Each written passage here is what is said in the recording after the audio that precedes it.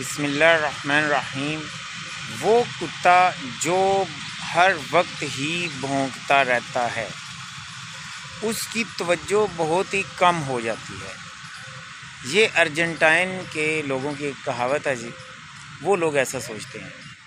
اب ہم دیکھتے ہیں اس کہاوت میں آخر کیا ایسے معنی ہیں جو چھپے ہوئے ہیں، پوشیدہ، جو ظاہر نہیں ہو رہے۔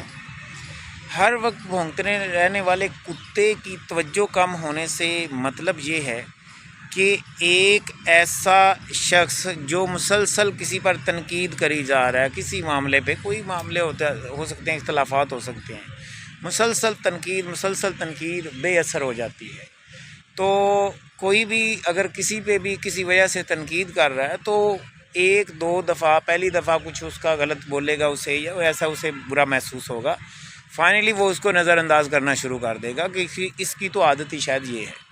لہٰذا تنقید کرنے میں بھی احتیاط کرنی چاہیے، بڑے نپے تلے الفاظ اور ایسے الفاظ کا چناؤ کہ جس سے آپ کا تاثر غلط نہ جائے، ورنہ بار بار بولنے والا، اور وہ کہتا ہے یہ تو ایسا ہوا ہے کہ جس طرح ایک کتا ہر وقت بھونکتا رہتا ہے، لوگ اسے نظر انداز کرتے ہیں۔ تو تنقیدی جملے جو ہوتے ہیں یہ حد سے زیادہ بڑھ جائیں تو وہ بے اثر ہو جاتے ہیں، اس میں احتیاط کرنے کی ضرورت ہے۔ نہیں جی، وش بیسٹ آف لک۔ مزید ایسی کوئی بھی کہاوت ہو اس کی تفصیل بیان کر دی جائے گی۔ مزید ایسی ویڈیوز کو دیکھنے کے لیے آپ چینل کو سبسکرائب کر سکتے ہیں، کمنٹ سیکشن میں اس کے بارے میں آپ بات کر سکتے ہیں۔